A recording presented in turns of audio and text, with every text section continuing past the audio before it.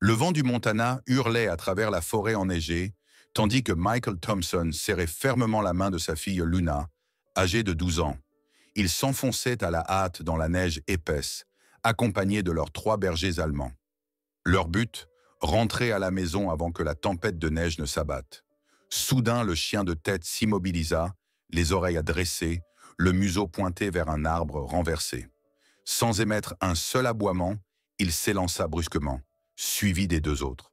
Luna poussa un cri de surprise et montra du doigt l'endroit où les chiens s'étaient rassemblés autour de quelque chose. Michael s'approcha, le cœur battant. Allongé là, un minuscule lynx roux à peine vivant, taché de sang, les yeux bleus troubles. Son pelage était collé par endroits. Son petit corps tremblait de faiblesse. Michael s'agenouilla, retira ses gants et posa sa main chaude sur la créature fragile. Un peu plus loin, il repéra une congère marquée par les traces d'un piège illégal. La mère du petit avait sans doute été victime de braconnage. Bien qu'il sache, en tant que biologiste, les risques liés à toute intervention humaine, Michael comprit que le petit n'avait aucune chance de survivre aux températures annoncées. Il le souleva avec précaution et l'enroula dans son écharpe, utilisant la chaleur de son propre corps pour le réchauffer. Fait étonnant, les chiens ne montrèrent aucune agressivité. Au contraire, le chien de tête lécha doucement la petite tête du lynx, un comportement rare chez des prédateurs. De retour à la maison, la réaction de Rebecca fut partagée. En tant que vétérinaire, elle passa aussitôt en mode professionnel, examina l'animal en hypothermie, sous-alimenté, et l'installa après les premiers soins dans une caisse remplie de couvertures, dans la cuisine. Elle doutait fortement qu'il survive à la nuit. Mais au matin, l'incroyable se produisit. Le petit était toujours en vie, entouré des 3 chiens qui avaient formé un cercle protecteur. Le chien de tête était blotti contre lui fournissant de la chaleur. Luna le baptisa Scout. Dans les jours qui suivirent, la tempête de neige se transforma en l'un des pires épisodes climatiques qu'ait connu le Montana. La ferme fut complètement coupée du monde. Pendant cette période, Scout se remit progressivement, recommença à manger, à réagir à ce qui l'entourait. Puis Scout adopta un comportement étrange. Après seulement 2 semaines, il ne se comportait plus comme un félin. Il imitait les mouvements des bergers allemands, s'asseyait à côté du chien de tête avec la même posture, observait comme lui. Michael commença à documenter ses comportements. Scout venait quand on l'appelait, jouait à attraper avec le plus jeune chien, tirait sur des jouets, essayait même d'aboyer. Un son entre le grognement et le sifflement. Ses mouvements devenaient plus assurés, son regard plus vif. 4 mois passèrent. Scout était désormais un jeune lynx roux en pleine santé. Il vivait comme un chien, se réveillait avec eux, mangeait avec eux, patrouillait les limites de la ferme. La nuit, il dormait roulé en boule entre eux. Ses instincts demeuraient, mais se mêlaient désormais au comportement de sa nouvelle famille. Luna commença à poster des vidéos en ligne. Scout devint un phénomène local. Des curieux affluaient à la ferme, intrigués par le lynx chien. Ils prenaient des photos, posaient des questions, certains sceptiques, d'autres simplement émus par ce lien entre l'animal sauvage et l'humain. Lorsque les routes furent à nouveau praticables, le ranger Martinez se présenta. Un signalement concernant un lynx détenu illégalement l'avait conduit jusqu'à eux. Il fut stupéfait par le comportement de Scout. Il répondait à son nom, s'asseyait, obéissait à de petites commandes. Mais la loi était formelle. Les animaux sauvages ne peuvent être gardés sans autorisation. Michael déposa une demande de dérogation. En attendant, Scout continua à vivre avec ses frères chiens, grandit encore, ses taches devinrent plus nettes, son regard plus alerte. 2 mois plus tard, la réponse tomba. Refusé. Scout devait être réintroduit dans la nature. Luna posta une vidéo émouvante qui devint virale. La pression publique monta. L'administration envoya une équipe d'experts pour évaluer la situation. Ils virent Scout jouer avec les chiens, répondre à des signaux, se montrer sociable avec les humains, tout en gardant une part de sauvagerie. Le responsable du service fut impressionné, mais resta intransigeant. La loi ne prévoyait pas d'exception. Un compromis fut néanmoins trouvé. Scout serait relâché dans une zone sauvage proche, muni d'un collier GPS. S'il s'adaptait, il pourrait vivre librement. Sinon, d'autres options seraient envisagées. Le jour de la séparation arriva trop vite. Luna pleura, Rebecca prépara de la nourriture pour 2 semaines. Michael fixa le collier, ses mains tremblaient. Les chiens hurlèrent. Le chien de tête se plaça devant la voiture, en position protectrice. Scoot fut relâché. Il hésita, jeta un dernier regard, puis disparut dans la forêt, silencieux comme une ombre. Les premiers jours après la libération de Scoot furent extrêmement difficiles pour la famille Thompson. Luna passait des heures devant l'écran du GPS, observant chaque pas que faisait le jeune animal. Au début, Scoot avançait lentement, explorait prudemment son nouvel environnement, se réfugiait dans des buissons denses, cherchait des sources d'eau et des abris. Les données GPS montraient qu'il ne s'éloignait pas beaucoup. On aurait dit qu'il essayait de s'habituer à cette nouvelle liberté. À la maison, le silence régnait. Les chiens restaient souvent prostrés sur la véranda, le regard perdu au loin. Le chien de tête en particulier refusait de manger et ne bougeait presque plus. Le 5e jour, un changement se dessina dans son comportement. Scoot se dirigea plus au nord, traversa une zone rocheuse et passa la nuit près d'un ruisseau. Le lendemain matin, il suivit un étroit sentier sauvage qui l'éloigna davantage de la ferme. Michael et Rebecca suivaient ses déplacements avec inquiétude, mais aussi avec un espoir timide. Peut-être que Scoot allait vraiment s'adapter à la vie sauvage. Peut-être apprendrait-il à devenir un véritable lynx roux. Mais cet espoir était fragile. Luna parlait à peine, restait des heures assise près des chiens, devant la fenêtre, jumelles à la main, bien qu'elle sût que Scoot était loin. La 10e nuit, le signal s'interrompit. Le GPS indiquait pour la dernière fois une position à environ 40 km de la ferme, dans une zone difficile d'accès, faite de rochers massifs et de végétation dense. Puis, plus rien. Aucun signe de vie, aucun déplacement. Luna pleura, inconsolable. Michael partit aussitôt, parcourut la zone, appela Scoot, fouilla chaque pierre, chaque buisson. Après des heures de recherche, il trouva le collier GPS, accroché à une branche, la sangle déchirée. Aucune trace de sang, aucun signe de lutte, mais non plus aucune trace de Scoot. Les jours suivants furent d'être marqués par l'incertitude. Scoot s'était-il blessé? Avait-il fui? Ou avait-il simplement décidé de se débarrasser du collier? Rebecca tenta de garder espoir, mais sa voix tremblait. Les chiens restaient figés dans leur chagrin. Le plus jeune gémissait chaque nuit devant la porte. Le chien de tête passait des heures immobile, assis sur une colline. Michael dressa des cartes, croisa les données topographiques avec d'anciens tracés de faune sauvage pour tenter de deviner où Scoot aurait pu aller. Puis, au 3e soir, après la perte de signal, cela se produisit. Les chiens bondirent soudainement, aboyèrent avec force, coururent vers la porte. Michael l'ouvrit et dans la lumière de la lune, il aperçut une silhouette fine à l'orée de la cour. Scoot, plus maigre, un peu ébouriffé, mais vivant. Et il fixait la maison. Quelques secondes plus tard, il s'élança, sauta par-dessus la clôture, fonça vers les chiens. Ce n'était pas l'approche timide d'un animal sauvage, mais la course joyeuse d'un ami revenu. Les chiens coururent à sa rencontre. Ce fut une véritable explosion de mouvements, de sons et de fourrures. Luna sortit en courant, tomba à genoux, enlaça Scoot en pleurant. Michael restait figé. Rebecca s'approcha, posa une main sur son épaule. « Il est revenu », murmura-t-elle. « Il ne nous a pas oubliés. » Le retour de Scoot provoqua un immense soulagement. Dès cette nuit-là, Luna publia une nouvelle vidéo. En quelques heures, elle atteignit des dizaines de milliers de vues. L'histoire du lynx roux, revenu vers sa famille, toucha bien au-delà des frontières du Montana. Rebecca examina minutieusement Scoot. Il avait une blessure superficielle à la patte avant, sans doute causée par une branche ou un rocher. Sinon, il était en bonne santé. Pas de fracture, pas d'infection. Juste de l'épuisement et une perte de poids. Michael analysa les dernières données GPS collectées, les recoupa avec des cartes et calcula que Scoot avait parcouru environ 160 km en 11 jours, à travers des rivières, par-dessus des collines, le long de routes. À un moment, il avait même traversé le territoire d'un autre prédateur. « Ce n'est pas un comportement normal pour un lynx », dit Michael à voix basse. « Il voulait rentrer. » Rebecca acquiesça. « Il n'a pas survécu parce qu'il est sauvage. Il a survécu parce qu'il appartient ici. » Le lendemain matin, le ranger Martinez arrive. Il avait entendu parler du retour de Scoot. Lorsqu'il vit le lynx allongé dans l'herbe avec les chiens, la tête posée sur la patte du chien de tête, il resta silencieux un long moment. Ça n'existe pas, murmura-t-il. Ce n'est plus un cas isolé. C'est un miracle. Il resta plus longtemps que d'habitude, discuta avec Michael et Rebecca des possibilités pour légaliser la présence de scouts. À la fin de sa visite, il les salua d'un regard grave. « Je vais faire un rapport.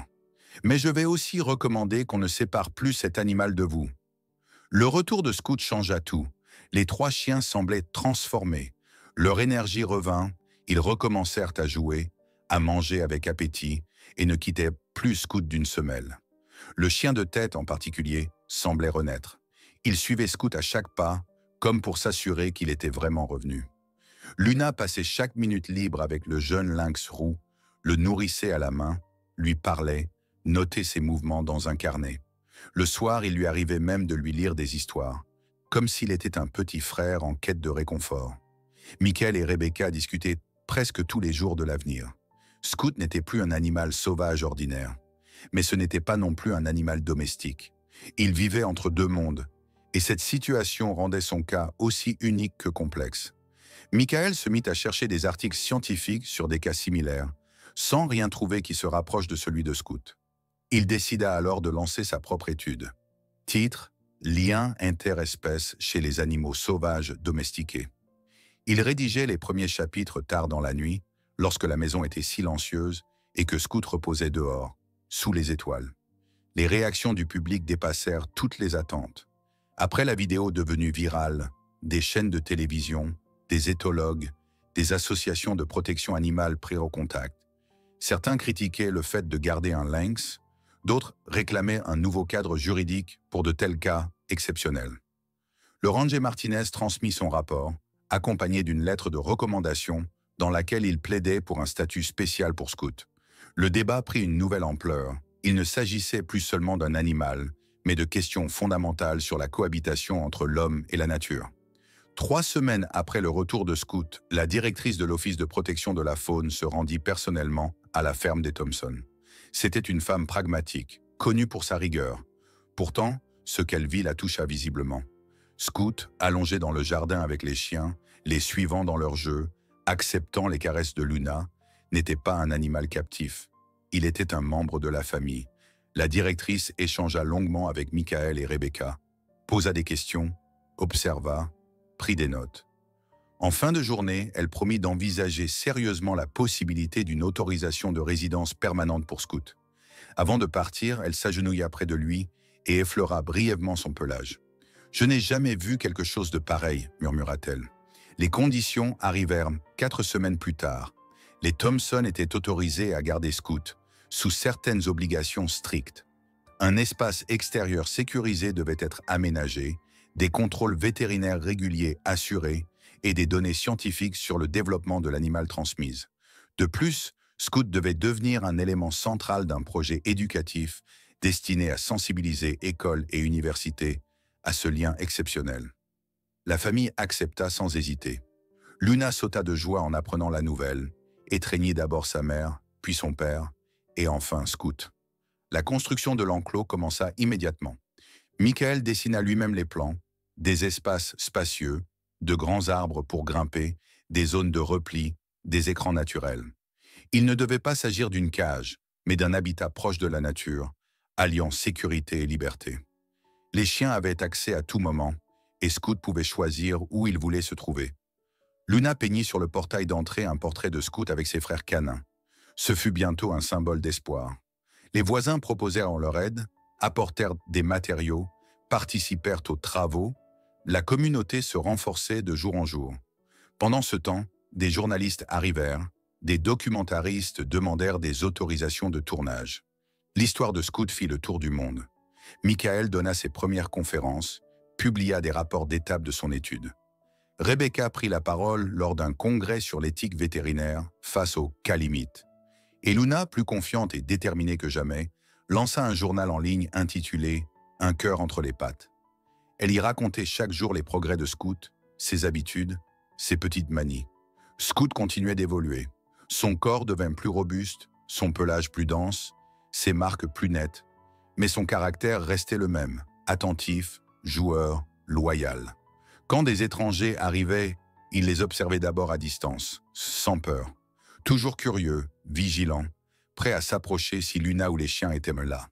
Le lien qu'ils partageaient était la base de tout.